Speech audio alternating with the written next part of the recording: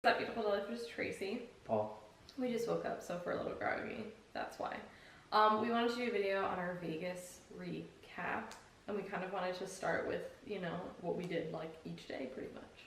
So we had our flight, which was fine. There was a screaming child behind us. I think there were screaming children behind us both times. Both times, yeah. I mean, we were flying more budgety airlines, so and we picked really budgety seats, which are towards the back of the plane, which is where you're more likely to hit that anyways. But yeah, I've certainly been on worse flights in terms of screaming children. I've also been on significantly better flights. So it was, you know, about an average flight. Yeah, I have to say though, one thing about flying, because it was my first time flying, is I had this goal that I really wanted to read, which theoretically sounds great, but I had to watch a movie. It was so noisy, I was like, I can't, so that would be my tip if you want to try to read, unless you can literally, and I'm actually pretty good at blocking stuff out, but it was planes are very, very loud. Unless you're in like a first class or a high-end airline, regardless of where you're sitting, it's going to be very noisy. It was. So anyways, we get there on Wednesday. So originally we wanted to go there on Thursday because the GP started Friday. However, we couldn't find any flights that were like during the day Thursday. Everything was like at night, and I don't want to fly and get in like at a crazy ridiculous hour of the night. It's either that or they were like $300 one way, and we're like, no. Yeah, it was really expensive. Well, I mean, they were pretty much 300 one way. No, it was. Oh, you mean like come on? Oh, you mean one person? Yes. Oh, okay. Yes. Yeah. I was like, that was pretty much the price of the tickets, but yeah, okay. So anyway, so we got there, and then I grabbed Desperation Oreos because I was very hungry, and that was another thing I think is like we ate before, but it's still like I still felt hungry after we like got off of the plane. So we went to bed on Wednesday, and then we woke up, and then we had to check out of our hotel by like 12, and so that day, was that the day that we walked to the Yeah, it is the day we walked to the Westgate for Starbucks. We were staying at the Marriott the first night because we were by ourselves. Yeah, and I had the reward points. It was a free stay, so we're like, I might as well. Yeah. So we walked to the Starbucks, then we walked to the convention center.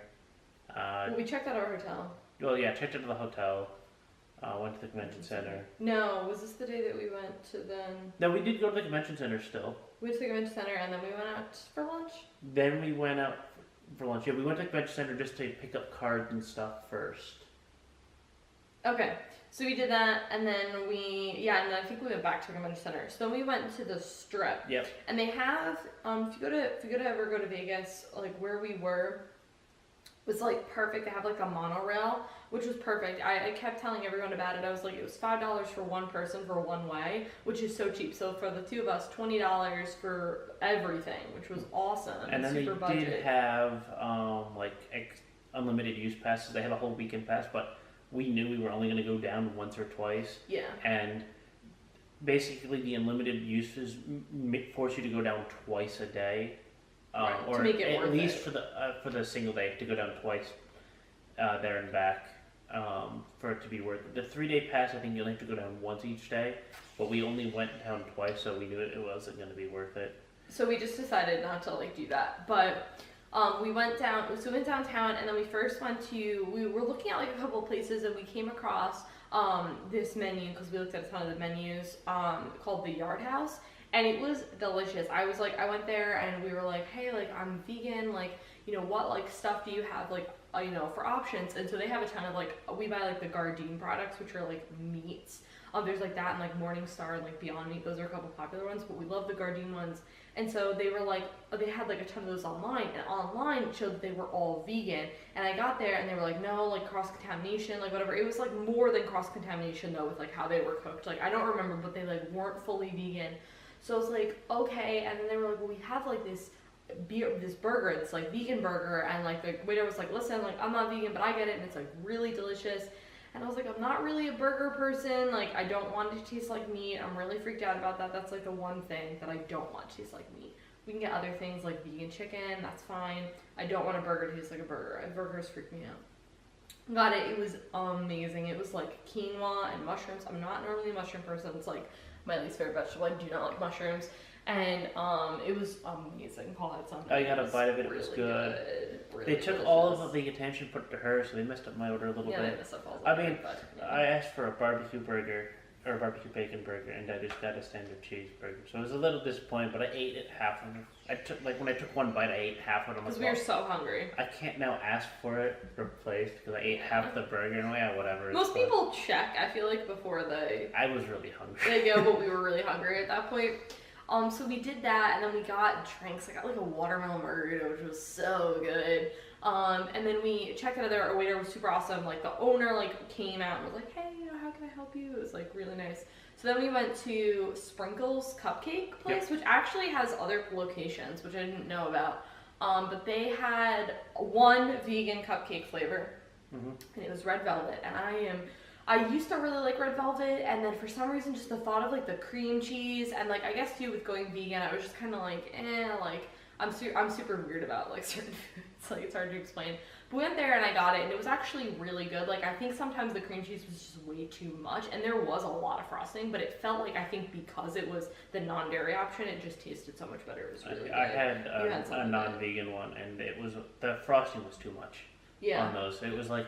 But that's why I liked the normal vegan cupcake, one. and then you had a cupcake worth of icing on top of it. Yeah. It was massive. It was, but that's why I liked my non-dairy one, because I felt like because it was non-dairy, it was lighter, if that makes sense, which I think is cool, because I think sometimes milk can be like really heavy and stuff. That's why I like the non-dairy options for one reason. So after we did that, I think that was it. I think that was all then we did a little bit of gambling. Oh, we did use some gambling. We went to, I don't remember where we went, but it was lake. in the Strip. Is that where we went? Yes. Okay. Yeah, we gambled for like maybe half an hour. I mean, by the time we got there, like got ourselves checked in, got the card, like whatever, it was just, we lost like $10 or so, like total between the two of us. I think I lost 20, but I got $5 free, and I think I just was net down 20, and I was like, whatever. I think I maybe gained you like $2 or lost you $2 or something. So it was like it wasn't significant. Not a big deal. I honestly after that though I was just like I'm not like into this whole gambling thing. Like someone recommended us go to an arcade and I wish we did that instead. Like I feel like now we know all of these things about what we should have done. Like that was something we wanted to do. So okay, then we went to the convention center and we were there for hours. But we got some signatures because I got some cards signed. I made like a Twitter and an Instagram post about that. And then I don't remember what else we did on Thursday. On Thursday, that was really all we did. And then we went back to the Westgate. So this is the Westgate. Waited for 3 hours. We waited for our friends for 3 hours. Now, we were really tired. We did a lot of walking that day. So originally I think this was the day that one of the food places we wanted to go to, we walked to, and it was closed. Like, so again, you have to keep in mind, like, I'm not all about like we have to go to a vegan restaurant, but as long as they can have vegan options that aren't salad, that's kind of my like rule of thumb. Like I'll eat salad if I have to, but like no one really avidly goes to your restaurant and is like, I want to eat a salad. Like no, I don't want to do that. So the place was closed, which was super unfortunate. So that we ended up doing like a lot of walking. And also we live in Texas. However, Nevada is dry. Like my hands were dry the entire time. They were cracking, they were bleeding. Like something I had issues with, like because I drink a lot of water, so I go to the bathroom a lot, so I wash my hands a lot. So it's like my hands were just so dry. And then my dad was like, how do you tell the difference? And I was like, no, it is a totally different climate change from here to there. So I was going somewhere with this. We waited for our friends. Oh yeah, so we were so tired, we were so dehydrated, and that was another thing too, is like people were like, oh, bring chapstick, bring water. Yes, absolutely. Like really drink a lot of water because your fluids are going to be sucked out of you. So we went to the hotel and then we went to Benihana, which there was a lot of controversy with this place. So the reviews are like totally mixed. It's kind of one of those places like this is a chain actually, and like there are a lot of like it's very prestigious like kind of place, even though it's not like overly priced or anything. I don't really know what the deal is with it. So there are like in the Westgate there were like 2 different places. Parts of it. And so I don't know what the confusion was. I don't really know what happened, but we wanted to go to the sushi place. We got seated at the hibachi place.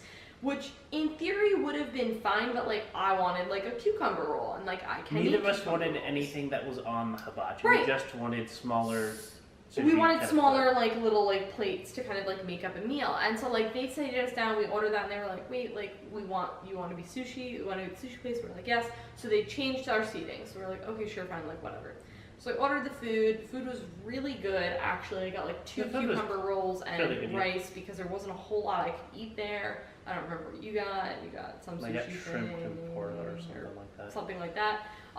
Food was really good. It was just the service. Like I wanted another water because again I was so dehydrated. I like drank my water in like 3 seconds, and then it took like 20 minutes to get water. I'm sorry, I'm not usually like a very picky person. Like when it comes to service, like as long as it's mediocre or whatever. But like that was just ridiculous. It should not take you 20 minutes to get. It's also not like the sushi bar was very busy. There was like 4 other people there. Yeah, it wasn't like crazy, and so I don't know like what the deal was. So that was like pretty frustrating. I mean, the hibachi part of it was very busy, which fine. Yeah, that makes sense because you typically go to multiple people with hibachi. Yeah. Like you say, hey, we're gonna take like 7 people and go to hibachi. Like that makes sense. It's usually don't just go 1 or 2, 3 people. You can, but it's not as often. I feel like.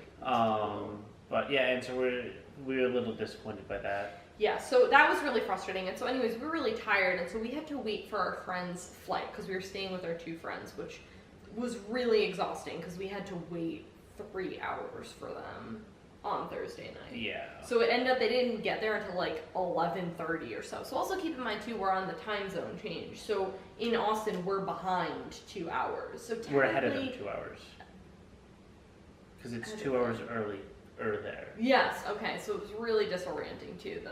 So 11:30 there is 1:30 here. Yeah. So it was so late, and we were so tired, and we're like, the GP, and so our friends were like, when they got through, they were like, let's test, and we're like, no, like we're going to bed. So we both showered, and then they went out and like did stuff, and I think play tested until like 2 a.m, got like 3 hours of sleep, and I was like, well, not our thing. We're not doing that.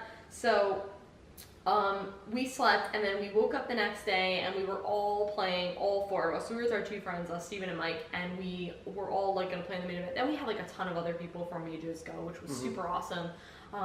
And I like totally forgot to mention stuff. I knew I was going to talk about stuff out of order. Going back a little bit, on the day I met some cool people. I met the professor from Tulare Community College. I met Sickly MCG. And then I also met Kevin Jones, who, funny story about Kevin Jones. So when I lived back in New York, where I went to college, there was this game store that wasn't like my game store that I visited a lot, but I visited there a couple of times. Oh my gosh, Kingston Card Vault, and then there was another one that I went to that I can't remember the name of. Kerwin's Game Store, there we go. And so I saw Kevin Jones a couple of times, and like we had a match, and like we played at like Kerwin's and stuff. Kingston Card Vault ended up closing, which was it was a huge bummer. That card store was awesome. And so I saw him, and then like we were like talking, and then he was like, "Oh, I'm like on the Sweet Jeskai build," and I was like, "Cool, I'm on like blue white."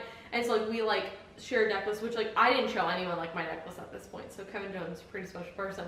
I like didn't show anyone else it. So he looked at mine. He was like, "Why are you running like Port Town?" And I was like, "I don't have Glacial Fortresses 2 more. Glacial Fortress is like a $2 card. Like I have like Cryptic Command and like Teferi in my deck, like in Celestial Colonies. Like there's no reason that I shouldn't have Glacial Fortress in my deck." So he's like, "Here, just take these Glacial Fortresses." And I was like, "I will give them back to you like at the end of this GP." And he was like, "All right, like whatever." I did end up giving them back to him. I like tweeted and was like, "Kevin, where are you? Like I need to give these back to you. Not leaving like Vegas without these." So yeah, anyways, that was really cool. Okay, let's go back then to Thursday now. We all get up for the GP. This is Friday, sorry. This is Friday now. It's Friday now. We all get up for the GP, and we're all ready. We're all going to play in the main event. There were issues like from the beginning in the main event. I mean, some issues are expected. I mean, the first round always gets delayed at a GP just because people got to get seeds, you got to pass out prize, the goodies that you get. What happened is typically when you go to a GP, you sit down. Say Paul and I are sitting down round 1.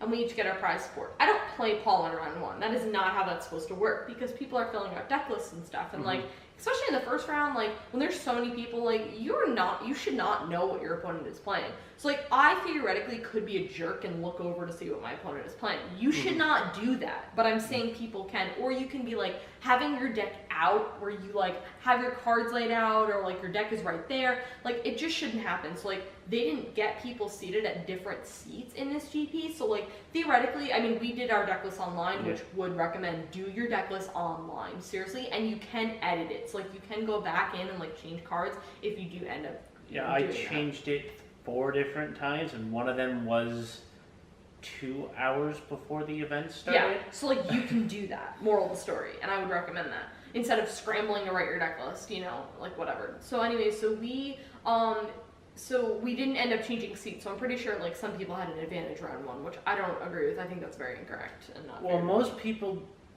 I think part of the thing is they said you had to have your deck list submitted before the event started.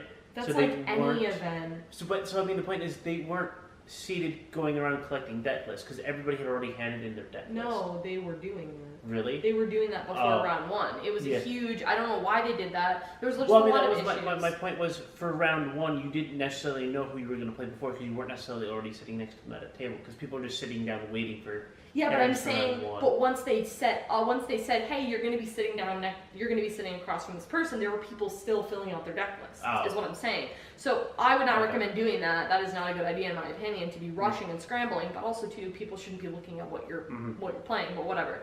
So that was a huge issue, and then we all sat down, and then they were like, you can begin, and we were like, what? Like, we don't change? It was really weird.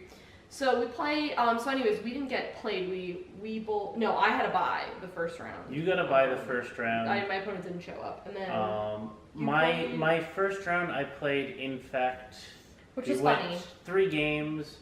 First game I was playing Jund instead of my normal Death Shadow. Okay, let's rephrase. Paul was playing. If you guys know Todd Stevens' green-white list, it's amazing. I love it.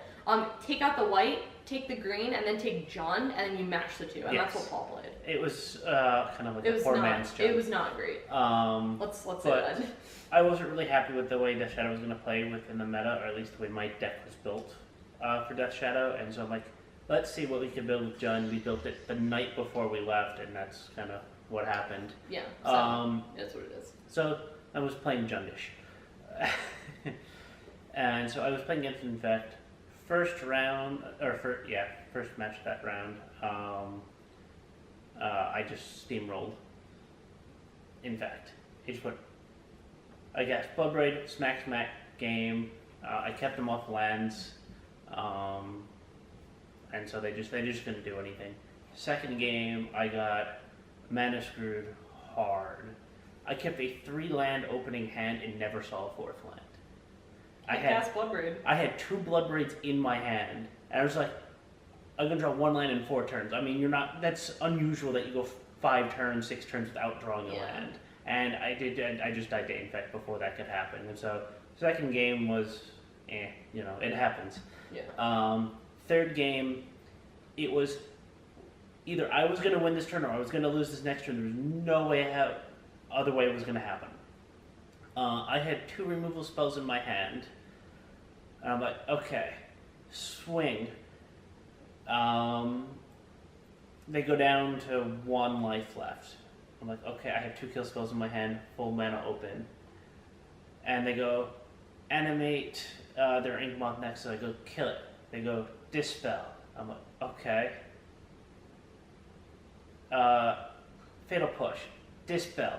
Only 2 cards they had in their hand. They had no mana left other than their Inkmoth to swing. And I was like, you know? What? Yeah, like how could you know at that point? They had perfect mana for 2 dispels, and that was the only 2 cards in their hand. K-Command was the first one, and Fatal Push was the second one. And I was like, oh.